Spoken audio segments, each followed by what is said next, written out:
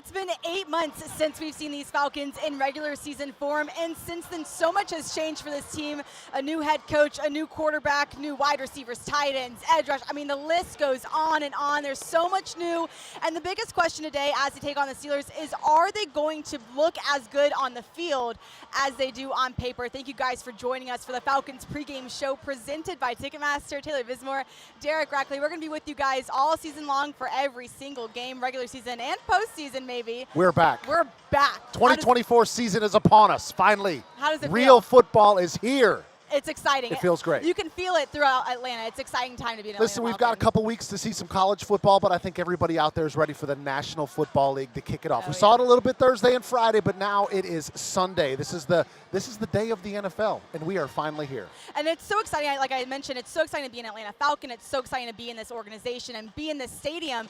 But the thing about this excitement is that you feel it with the coaches and you feel it with the players. And every single one of those guys has all said, yeah, it's a great time to be a Falcon. But what we have to do for these fans is that we have to earn their respect every single day.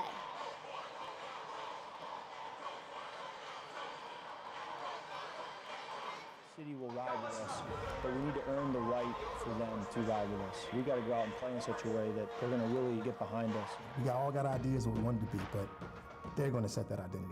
They're going to make that happen. It's going to jump off the screen on what we're going to be. Whatever we can do to continue to help this team grow, whatever we can do, we're going to do it.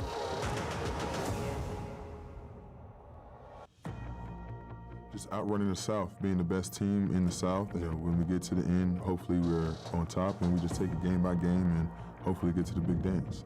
Everyone brings a different, kind of side out of you, and it's a competitive side of which, we all want to be great. So for all of us to, have that high competitive spirit is something that, it's pretty fun each day coming into work.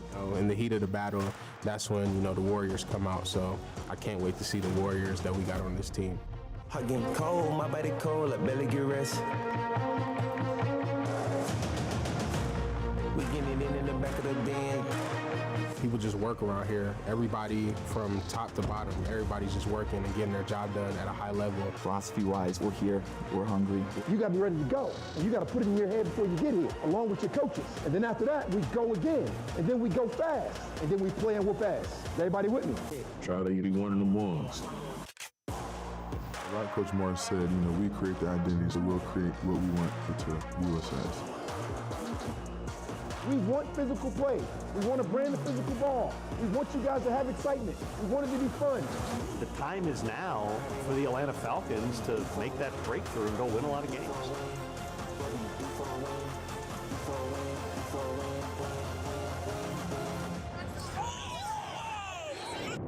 Every day, we're going to go out there and earn it for you guys.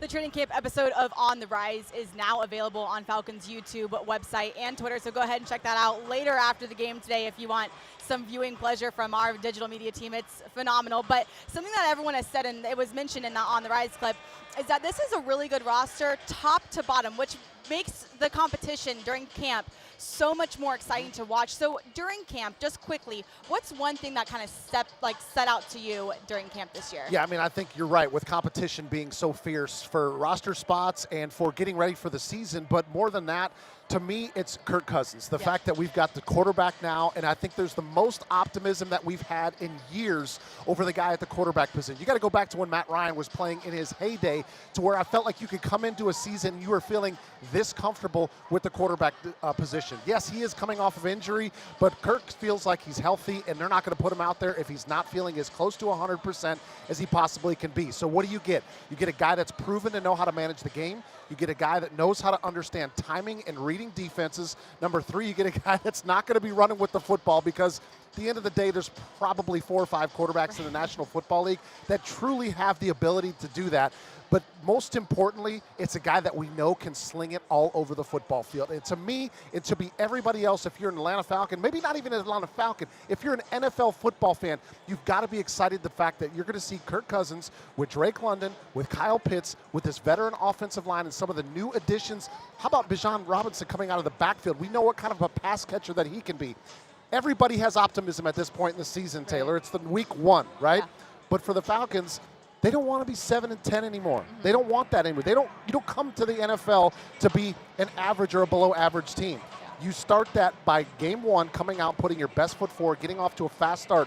And I think Kirk Cousins helps this organization do that. I think he helps it tremendously, not just by his ability, but by his veteran nature. This is his 13th year in the National Football League, and something that stood out to me during camp was when we were down in Miami for joint practice. And at all joint practices, they get a little chippy. There's always a little bit of rough and a little bit of fighting every once in a while, and that was happening down in Miami. And he said to his team on offense, he said, hey, we're just here to get better. We're just here to learn. We're here to have good competition and get better each and every day. And when you have a veteran like that in your locker room, not just on the offensive side, but a veteran like that in Grady Jarrett, who's entering his 10th year, it just creates such a close-knit group of guys in your locker room. I bring up Grady Jarrett. He's going to be back on the field today for the first time since his season-ending injury in Week 8 against the Tennessee Titans. This is his 10th year, and he wants you guys to know that he's still as hungry as he was as a rookie. Just the 10 years, it's been his life. Not being comfortable, not being satisfied, sacrifices that you make to chase your dream every day. You always felt like he was the heart and soul. You just didn't know of what yet. And it's really become Atlanta. Star defensive player Grady Jarrett, one of the faces of the franchise, we've learned will miss the rest of the season. Trials and tribulations, they're going to come, and it's all about how you respond. He worked like a beast. This is about to get back. You know what I'm saying? Get back healthy, get back on the field. You get back to be the very best for his teammates, for the organization, for the city. And even coming off an injury to show just because something has been away for a long time, it don't mean that you can't turn it up another notch. But this is like a hometown team, bro. It's kind of surreal.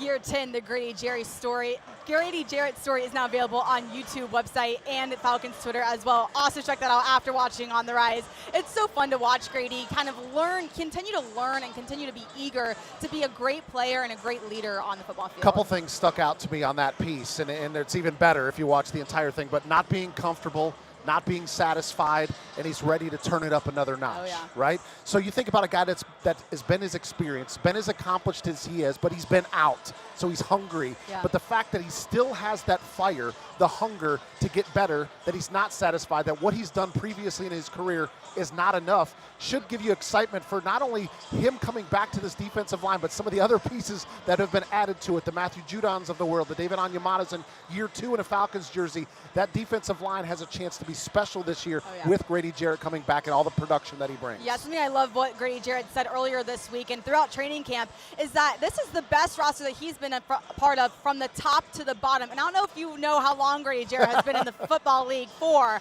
He was on the Super Bowl team with the Falcons back in 2016 for that season.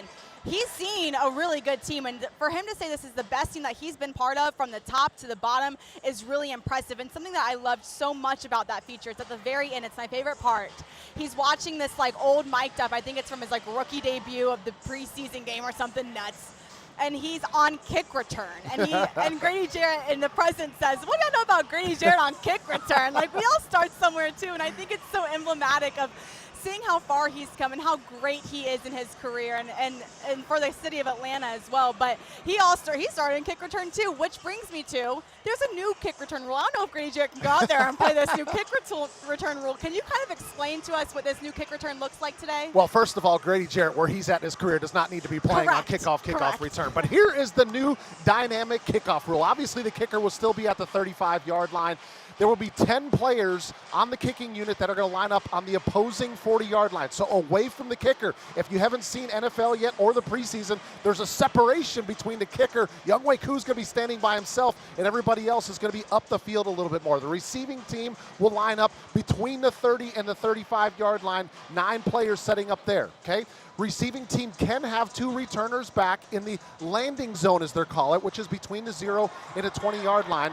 And the kicking team, except the kicker, is not allowed to move until either the ball hits the ground or the receiver catches the ball or touches the ball. Then the action starts, okay? So how is this new rule going to impact the 2024 NFL season? And to answer that question, I don't really know. You know why? Because in the preseason, special teams coaches are not going to show their card. they're not going to show what type of strategy they're going to be using on this new kickoff rule. So now we're going to start to see it once we get into the regular season. Number one, what teams have a legitimate kickoff returner? Because if you go back, call it 5 or 10 years, or when I was playing in the 2000s, every team had a returner that you could probably say they were on the roster because of their returning ability. Well, because of all the changes in the rules and player safety and so on and so forth, that position has kind of gone away. Well, now they're bringing guys back that are truly return specialists, guys that can make an impact in the game. They can change the course of a game with what they do with the football in their hands in kickoff return. I'm so excited to see now the actual game planning of this kickoff return.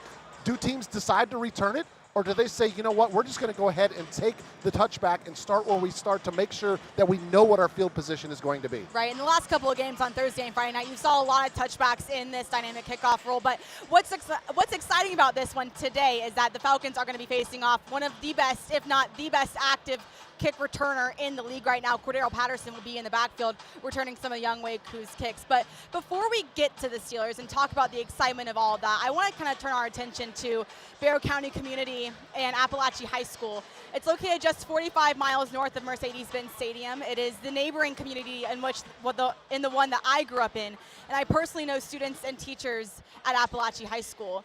As you are all aware, on Wednesday, September the 4th, an unthinkable act of violence occurred at Appalachian High School.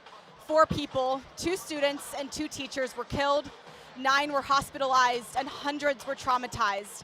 Fear filled every hallway and classroom, but in those unthinkable moments of terror, students, teachers, administrators, and first responders ran into the chaos, rendering aid and care to those wounded and scared.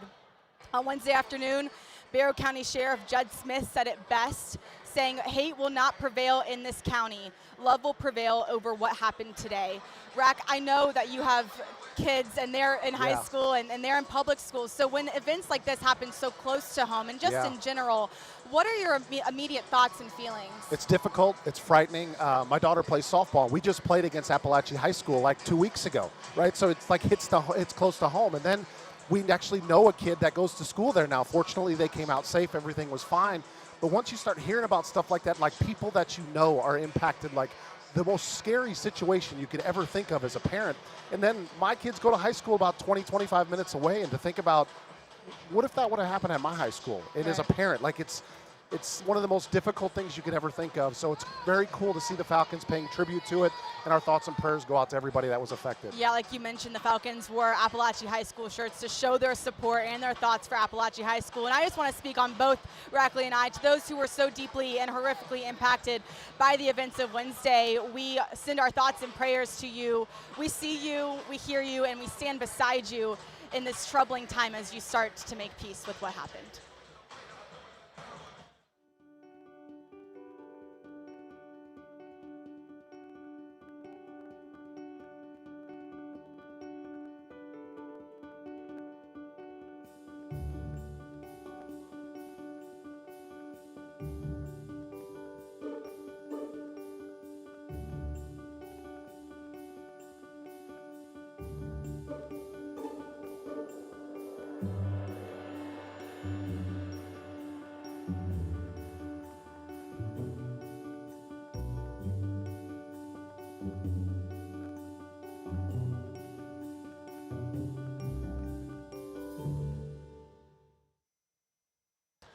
Welcome back. We've got Falcons and Steelers inactives ready for you guys today. We're going to start with the Falcons before we get to the Steelers.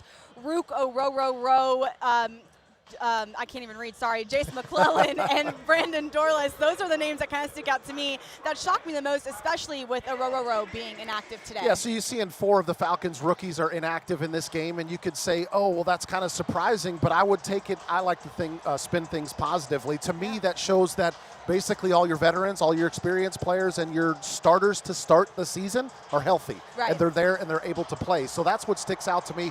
Also, obviously, Jovan Gwynn not playing one of the backup offensive linemen. You're generally going to have a backup offensive lineman always inactive. And then Casey Washington making the roster as a wide receiver. And he will likely play at some point throughout this season because you see a lot of fluctuation with that wide receiver group. You got athletic guys that can play on special teams, right? It's just not going to be in week 1 for him. Yeah, and you bring up Casey Washington. You saw the activation yesterday with Chris Blair from the practice squad to this 53-man roster. So you might see him out there today too.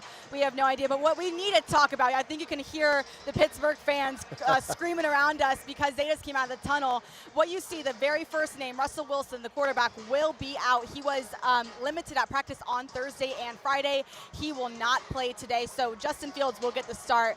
What are your immediate thoughts, immediate reactions to these news? Well, first of all, obviously Russell Wilson battling the calf injury and he's not going to play today. There was a thought that he would not be able to play. I think he was initially listed as questionable. They were going to check him out before the game. It turns out week 1 they don't feel like he's good enough to go ahead and play in this game. Now, to give the Steelers a little bit of credit, they went out and they made a splash in free agency to bring in not one but 2 quarterbacks. Right. And so when you do have a situation like this and Russell Wilson, the incumbent starter, is not going to play, you go to a guy that has played quite a bit. Justin Fields, 38 starts in 40 games, and most everybody, especially in the Atlanta area, know a lot about Justin Fields.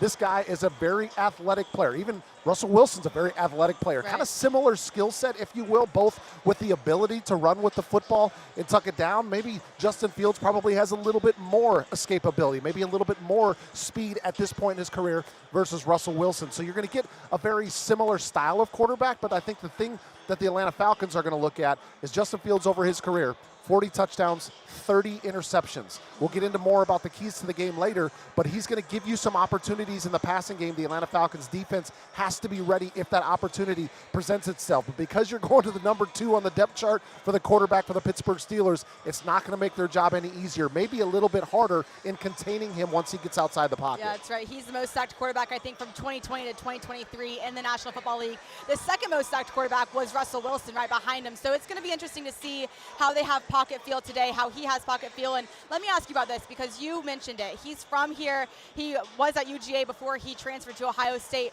Does this add pressure to him starting here with a new team today against the Atlanta Falcons? I don't think it's going to be pressure. And the reason why I say that is because pressure is inherent in playing the quarterback position.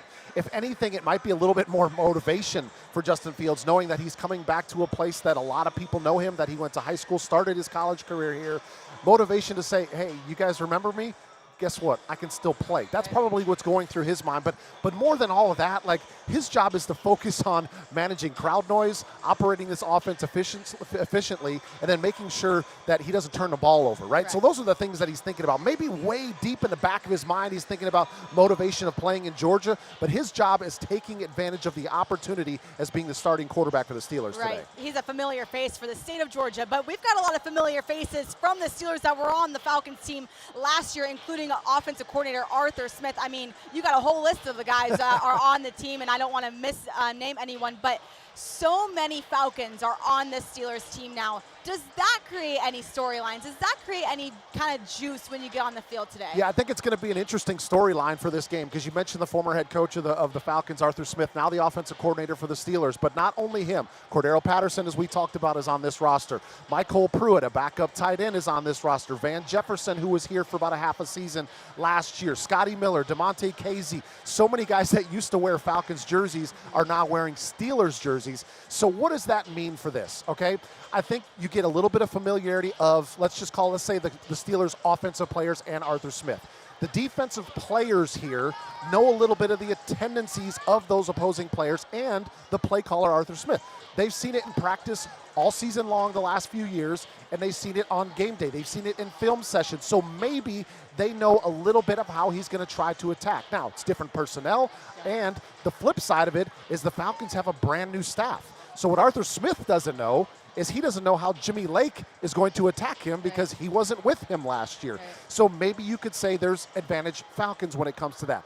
I think at the end of the day, when you look at tape, most teams around the National Football League run the same concepts. They run the same plays. They just call it something different, and then they use on game day what they feel like they have the best ability to take advantage of the opposing defense or offense, or the best matchups right? So again, it just goes back to execution on game day. There's going to be familiarity. There's probably going to be some talk that goes on. I'm sure some Falcons players are going to go give, a little handshake or maybe a little trash talk to Arthur Smith when they run by the sideline. But this is what happens when you play long enough in the National Football League. You end up seeing former coaches and former players in different jerseys. That's right. I want to make a note because Arthur Smith spoke to media earlier in the week, and he said that he had a high inclination to use more tight end packages with this Steelers offense. And you saw it last year, in the last couple of years with this Falcons team, that he loves a tight end. And you got one of the better tight ends in the National Football League on their team in Freiermuth. I mean, just signed a 5-year extension on his contract, and saying he also has Michael Pruitt, which we've seen in Atlanta. He loves to use Michael Pruitt. Do you expect that? Do you prepare for that? What do you think about I definitely expect it. I mean, it's a former tight end coach, right? And this is what he did in Atlanta, and this is what he likes to do as a play caller. He wants to get those bigger bodies active in the game plan and try to take advantage of some mismatches. Now, what I will tell you in the most general sense, if you're the Atlanta Falcons, who likely lines up on tight ends a lot of time if they're good receiving options? Not going to put you on the spot. I'll give you the answer. It's safeties. What has Atlanta done? Well, I just didn't want you to be like, I don't know, Rack.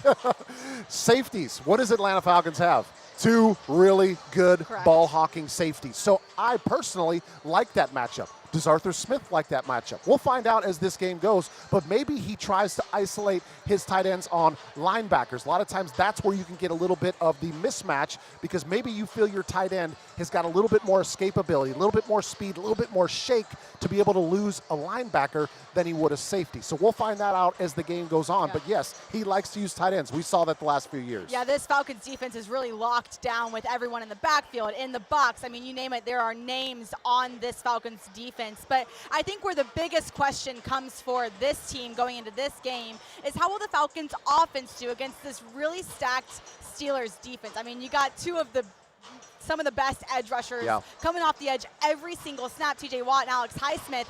How do you contain those 2 guys coming off the edge all game? Yeah, they're marquee players, and what I would say is it's a total team effort, total offensive effort, but you like to do it when you have a veteran, experienced offensive line. Right. What you really get left awake at night about is when you have, let's just say, 1 rookie tackle or a rookie left tackle and left guard. I'm just saying in an example, and then you got these pass rushers coming off the corner. That's what keeps you up late at night, but that's not the case for the Falcons. They've got guys like Chris Lindstrom, like Jake Matthews, guys that have played a ton of football in this league. Even Matthew Bergeron got a ton of experience as a rookie starting last year. He's going to feel so much more comfortable. He's going to be able to play so much faster this year because he knew he was coming in as the starter. He wasn't looking over his shoulder. He wasn't feeling like he had to earn a roster spot. I would feel so much more confident knowing I've got that in front of me if I'm Kirk Cousins, if I'm this offensive coaching staff. However, that doesn't make it any easier. Right.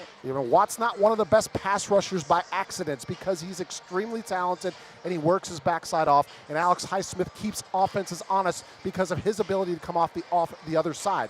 That's why Pittsburgh puts people into so many issues, is because they got 2 guys that you have to count for both of them. And then you have Minkah Fitzpatrick as a safety, as a free safety, and he's a trigger safety too. So he's going to be watching Kirk Cousins this whole time while Watt and Highsmith are coming off the edge, pressuring him. How, as Kirk Cousins and the wide receivers of this crew, how do they stay calm in those moments when they're getting pressure and you got Minkah on your tail the whole time, and Joey Porter as well? That's why it goes back to what I initially talked about with Kirk Cousins. They have a quarterback that understands timing. Yeah. And Kirk Cousins knows that he's not outrunning anybody. So how does he beat defenses? By operating off of timing, getting the football out of his hands and not sitting back behind the offensive line like a sitting duck.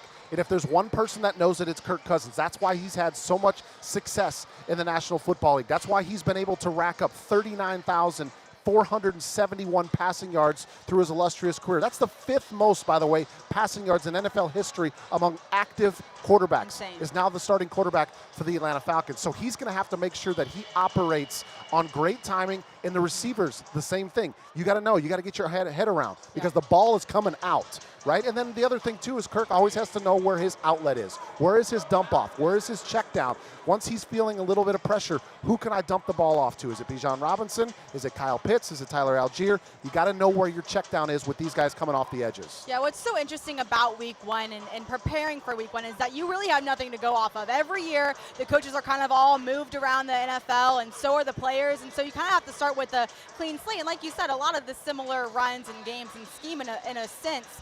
But you have nothing really to go off of. And what everyone has said on the offense, on the defense, all of the captains as well, they have said we have to play by our rules today. That's what we're going to play by. That's what we're not focused really on the Steelers and what they're going to play. We're just going to match what they bring to the table, and we're going to play by our rules. We're going to play by our position group. We're going to focus on what we can focus on, because we can't figure out what they're going to bring because we haven't seen any tape on them yet. Yeah, the one of the best pieces of advice, and I heard it from Patrick Mahomes the other night, is prepare your tail off during the week and then go play football on Sundays. Right. And that's what you have to do. You can't be thinking, it can't be cerebral during the game. You have to trust your preparation, and then you just have to react and be a football player. You have to take what the offense or the defense is giving you and then just go. And then you make adjustments along the game throughout the tablets on the sidelines through halftime. And then you just hope that you got a chance in the end to close it out and finish the deal. Well, let's see if they have a chance today. Let's get to the keys to the game presented by Wells Fargo to have a chance in this game and to potentially win it, come away with 1-0 on our record. So what do these Falcons need to do today to ensure a win? So much discussion about Kirk Cousins coming to this team, but remember, we still got two really good running backs on this roster. So establish the run game on offense. I think quietly, Atlanta has assembled maybe one of the best 1-2 punches in the running back tandem in the National Football League. You look at Bijan Robinson and the steps that we expect him to take in year 2 as a truly dynamic player. He can run it, he can make people miss, he can catch balls out of the backfield, and he's got the talent and the speed to just take it the distance. And then you got Tyler Algier, who's going to do a lot of the same things, but maybe a little bit more of the battering ram. And then again, that experienced offensive line in front of them. They've done a great job of locking this group up, to have an offensive line in front, to open up holes for these guys, let these tight ends help get involved in the running game. But these two running backs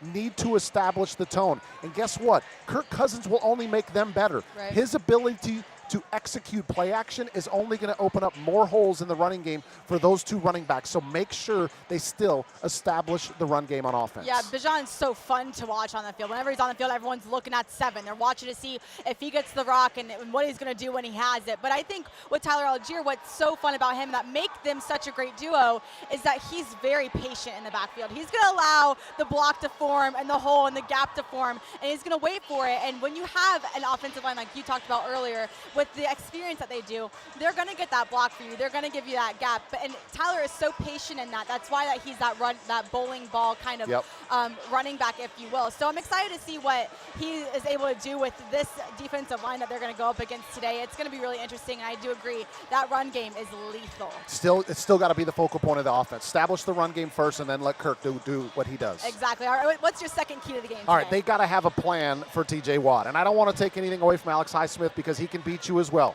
But T.J. Watt is one of the best pass rushers in the National Football League. He has led the league in sacks 3 out of the last 4 years. 3 of the last 4 years, he has led the National Football League in sacks. 19 last year, a couple of years ago, 22.5 sacks. So how do you do that?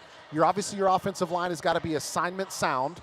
You got to help out. You got to chip with your running backs coming out of the backfield sometimes. Your tight ends are giving him a forearm shiver on the way out to just bump him back onto the offensive tackle. Maybe you're moving your protection out, sliding out to him so you potentially have a guard with inside help on him. But then, just like we talked about, get the football out of your hands. Right. You can't sit back there like a sitting duck because he is a relentless pass rusher. What does that mean? Yeah, he gets off the line of scrimmage fast. He's got great moves once he gets to the offensive tackle. But he's relentless. He's never going to stop until the play has whistled dead. Right. And so if you step back there and then you decide to step up in the pocket and you think you're good, he's probably coming. So they've got to have a plan for him. Make sure that he doesn't impact this game negatively. Exactly, and that's going to be a matchup with Caleb McGarry most likely, and it's going to be a question of, does he have the endurance to continue to see T.J. Watt snap after snap after snap? Will he wear down or will he stay strong? It's going to be interesting to watch those two and how they play against each other today. Yeah, it's going to be a great matchup. We'll see this offensive line. We'll see Kirk Cousins navigating things. You might see him pointing some stuff out like, hey, make sure we got him locked down. Right. Please stop him over there, please. I beg of you. All right, what's your third and final key to the game third today? key is going to be takeaways on defense. And we got a chance to see that last year with Jesse Bates and what he's been able to do. He's done it throughout his entire career.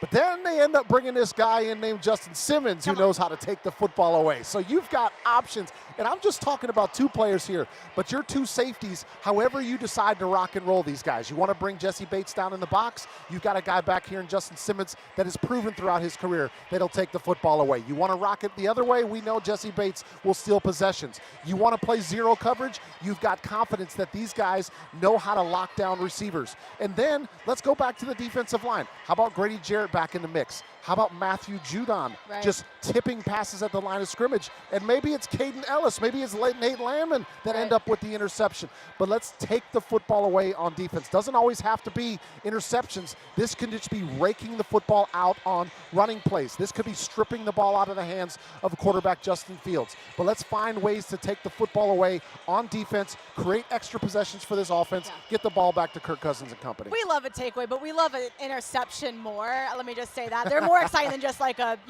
fumble recovery. The to the house ones are pretty exciting. Those are fun too. And something that's interesting about Jesse Bates and Justin Simmons is they've kind of been asked about each other a lot since Justin Simmons has been in the building. And Jesse Bates has made the note that, when I was coming into the league, I wanted to play like Justin Simmons. So if you were excited by what Jesse Bates was able to do last year, think about what Justin Simmons is going to be able to do and how they're going to be able to complement each other this season alone. And listen, I know that you always do the keys to the game, but I have one more key to the game. Okay, bring Brought it. to you. What you got? By Kirk Cousins, you guys. He said in his press conference earlier this week, and it just kind of sat with me, we got to have poise in the noise, not to kind of be a poet or anything, but that's what he said. We got to have poise in the noise. Listen, the Steelers are one of those teams that travel very well with their fan bases, like Green Bay, San Francisco, Dallas Cowboys as well. Yeah. They travel so well. They got the towels flinging everywhere. They're so loud. And what you have to be able to do with this team for the Falcons today is you have to have poise, and you have to have command of the field. This is your home turf. You got to make a statement big today. Yeah, unfortunately, there might be some times where they have to play with some silent count, or Kirk's going to have to yell over the noise of the Pittsburgh Steelers fans. That's just the fact of the matter. Even when I was playing in the 2000s, anytime you played the Steelers, the terrible towels were going to be in attendance. And I can tell you as I walked in, there was a lot of black and gold in this building. Yeah. So it's just the nature of the beast. That's what happens. Exactly. You just give Steelers credit. They travel extremely well, and they love their football team. Yeah, the Steelers are excited. Their fans are excited. Our fans are excited. And we're going to see if the Falcons can have some poise in the noise today as they get ready to take on the Pittsburgh Steelers. It's out on 1 o'clock today on Fox. We will see you guys next week.